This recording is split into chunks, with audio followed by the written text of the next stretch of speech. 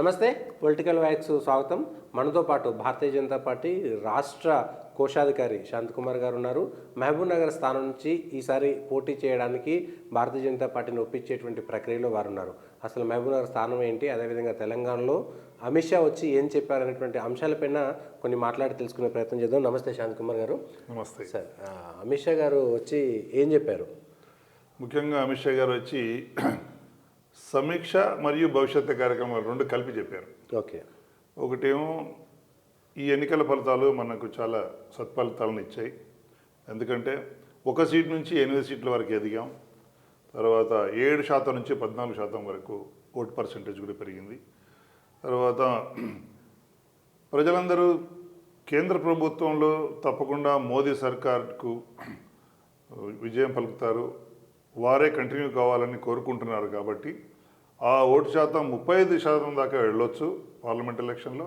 కాబట్టి మనకు 10 కంటే ఎక్కువ సీట్లు వచ్చే అవకాశం ఉంది. కాబట్టి అదే దృక్పథంతో అదే దృష్టికోణంలో మనమంతా పనిచేయాలి. తర్వాత ముఖ్యంగా టీం వర్క్ అంటే అందరు కలిసికట్టుగా జట్టుగా పనిచేస్తే ఇది దుస్సాధ్యం కాదు, తప్పకుండా సాధ్యం అవుతుంది. కాబట్టి మనందరం ఆ విధంగా కలిసి పనిచేసి పార్లమెంట్ ఎలక్షన్లో మనం 10 కంటే ఎక్కువ సీట్లు సాధించి మోదీ గారికి మనం మద్దతు పలకాలని చెప్పారు. మీరు అన్నారు టీం వర్క్ అనేది. అంటే మోడీ గారు అమిత్ షా గారు వచ్చిన రోజు కిషన్ రెడ్డి గారు, బండి సంజయ్, ఈటెల రాజేందర్ ముగ్గురిని వేరువేరుగా కలిసి అసెంబ్లీ ఎన్నికల్లో మీరు సమన్వయం చేసుకోలేదు అనేటువంటి విషయంలో కొంత క్లాస్ స్పీకర్ అనేటువంటి చర్చ జరుగుతుంది. ఎట్లా అంటారు దాన్ని?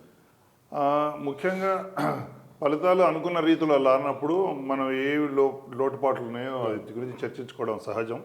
అందులో ముఖ్యంగా టీం వర్క్ గట్టిగా ఉండి బాగుంటే తప్పకుండా ఇంకా మంచి ఫలితం వచ్చి ఉండేది అనే ఆశాభావం వారు వ్యక్తం చేసి ఉండొచ్చు. అందరి భావం కూడా అదే. ఎందుకంటే ఏ పోటీలోనైనా సరే టీం వర్క్ అనేది చాలా ఇంపార్టెంట్.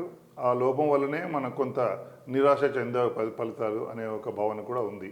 అది కవర్ చేసుకుని పార్లమెంట్లో అంటే అసెంబ్లీ ఎన్నికల్లో సాధ్యం కానిది ముఖ్య నాయకులంతా ఈసారి కలిసికట్టుగా పనిచేసే అవకాశం ఉందంటారా? చాలా ఉంది. ఎందుకంటే ముఖ్యంగా పార్లమెంట్ ఎన్నికలు అనగానే దేశమంతా కూడా కేంద్రం వైపు చూస్తుంది. దేశ నాయకుడు నరేంద్ర మోదీ వైపు చూస్తుంది. నరేంద్ర మోదీ గారికి ఉన్న ఆదరణ బీజేపీ పార్టీకి ఉన్న సిద్ధాంతాలకి చాలా దగ్గరలో ఉన్నాడు. కాబట్టి వారు తూచా తప్పకుండా బీజేపీ యొక్క సిద్ధాంతాలను పాటిస్తున్న వ్యక్తి కాబట్టి, తర్వాత అవినీతికి వ్యతిరేకంగా పోరాడుతున్న వ్యక్తి కాబట్టి, అతన్ని దేశమంతా విశ్వసిస్తుంది. కాబట్టి ఆ దృక్పథం, ఆ కోణం వేరే ఉంటుంది. అందరూ కలిసికట్టుగా పనిచేసే అవకాశం కూడా ఉంది. ఓకే. పాలమూరు నుంచి మీరు పోటీ చేయాలనేటువంటి ఆలోచనలో ఉన్నారా? తప్పకుండా ఉన్నాను. అసలు నేను రాజకీయంలో వచ్చిందే పాలమూరు నుంచి పార్లమెంట్కి వెళ్ళాలని. అయితే మొట్టమొదటి 2014లో నేను దాదాపు నా పేరు ఖరారు అయిపోయింది. అయితే నాగం జనార్దన్ రెడ్డి గారు నాకంటే అనుభవజ్ఞులు రాజకీయంలో, వారు బీజేపీలో చేరారు. అప్పుడు వారు ఎంపీ టికెట్ ఆశించారు. కాబట్టి వారి గురించి నేను తప్పుకొని వారు గెలుపు కొరకు ప్రయత్నం చేయడం జరిగింది. అదేవిధంగా 2018లో కూడా 19లో కూడా నేను ఇక రేపు నామినేషన్ ఫైల్ చేయబోతున్నాను అన్న సమయంలో డికే అరుణ గారు పార్టీలో చేరారు. వారు కూడా ఎక్స్ మినిస్టర్ కాబట్టి వాళ్ళకు కూడా రాజకీయంలో చాలా సీనియారిటీ ఉంది. సో వారు పోటీ చేయడానికి ఇష్టపడ్డారు. కాబట్టి వారిని గౌరవించడం మర్యాద అని వారికి టికెట్ ఇచ్చినప్పుడు కూడా నేను కూడా మళ్ళీ డికే అరుణ గారి గెలుపు కొరకు శాయశక్తులు ప్రయత్నం చేశాం. తక్కువ సమయంలోనే బాగా ట్రై చేసి 3 లక్షల ఓట్ల దాకా కూడా తెచ్చుకోగలిగాం. అయితే ఈసారి తప్పకుండా నాకే అవకాశం వస్తుందని నాకెందుకు భావిస్తున్నానంటే, ముఖ్యంగా భారతీయ జనతా పార్టీ ఒక నిర్ణయం తీసుకుంది. తెలంగాణలో భారతీయ జనతా పార్టీ గెలిస్తే ఎమ్మెల్యే సీట్లు బీసీ ముఖ్యమంత్రి కాబోతున్నారనే విషయం చెప్పింది, డిక్లేర్ చేసింది. ఎందుకంటే బీసీ జనాభా గణనీయంగా ఉంది తెలంగాణలో. కాబట్టి అదేవిధంగా మహబూబ్నగర్ పార్లమెంట్లో కూడా 70% దాకా బీసీలు ఉన్నారు. కాబట్టి అక్కడ సీటు కూడా బీసీకే ఇస్తారని ఈసారి సిద్ధాంతపరంగా తర్వాత పాలసీ ప్రకారంగా కూడా నాకు అవకాశం దొరికే అవకాశం ఉంది. ఎందుకంటే నేను 2 సార్లు త్యాగం చేశాను. కాబట్టి 3వసారి తప్పకుండా నాకే అవకాశం వస్తుంది. కానీ ఈసారి వాళ్ళు డికే అరుణ లాస్ట్ టైం కంటెస్ట్ చేశారు, ఈసారి ఎమ్మెల్యే కూడా చేయలేదు కాబట్టి అడుగుతారు. ప్లస్ జితేందర్ రెడ్డి గారు ఎక్స్ ఎంపీగా ఉన్నారు, పోయినసారి ఎన్నికల ముందు వచ్చారు, పోటీ చేయడానికి ఆసక్తి ఉంటుంది. ఆచార్య నేను కల్వకుర్తిని ఓడిపోయాను కాబట్టి నాకు టికెట్ ఇవ్వడంలో తప్పలేదు, నేను ఎంపీ పోటీ చేస్తా అంటున్నారు. ఇంత పోటాపోటీ ఉన్నట్టుంది Mahabub Nagar.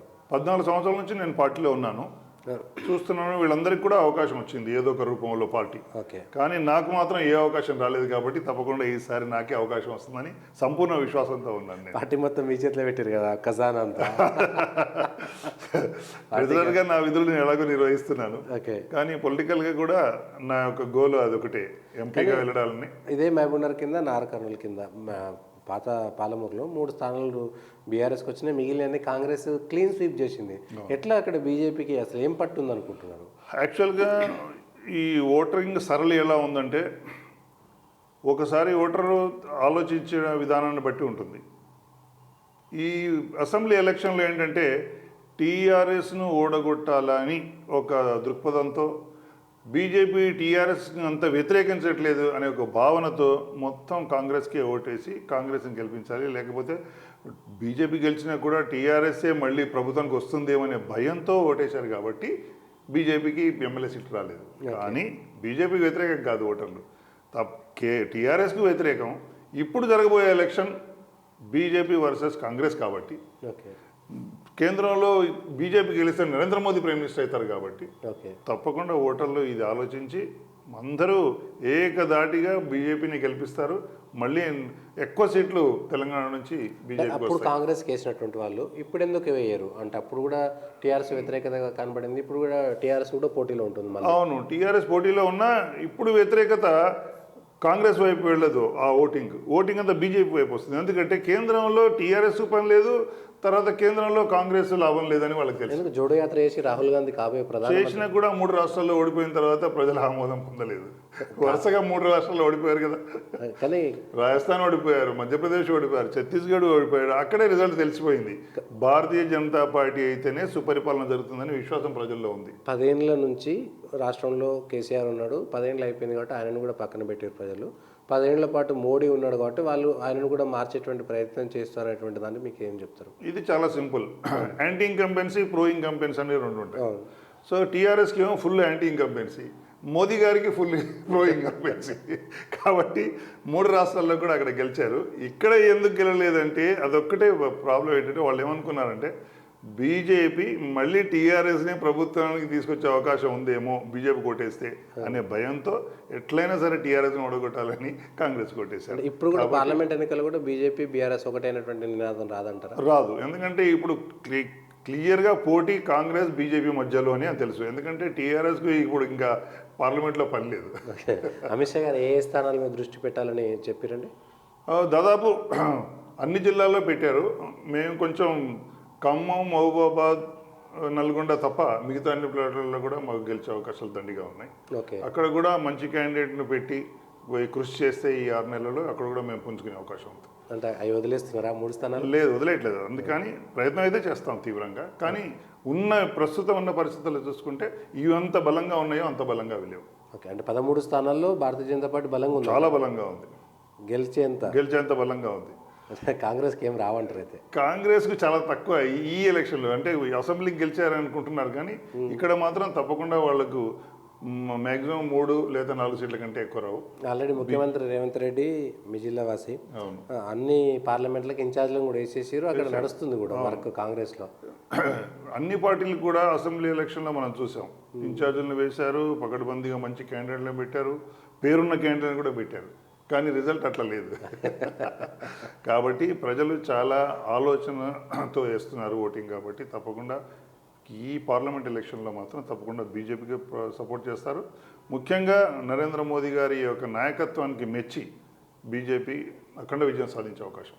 Okay, thank you Shanth Kumar గారు. ఇది ఖచ్చితంగా మహబూబ్నగర్ స్థానంలో కాంగ్రెస్ ఎక్కువ అసెంబ్లీలు గెలిచినా కూడా ఎంపీకి వచ్చేసరికి మాత్రం నరేంద్ర మోడీకి ఎక్కువ అవకాశం ఉంటుందనేటువంటి ఆశాభావం శాంత్ కుమార్ గారు వ్యక్తం చేస్తున్నారు. మరి ఈసారి వారికి టికెట్ లభిస్తుందో లేదో చూడాలి.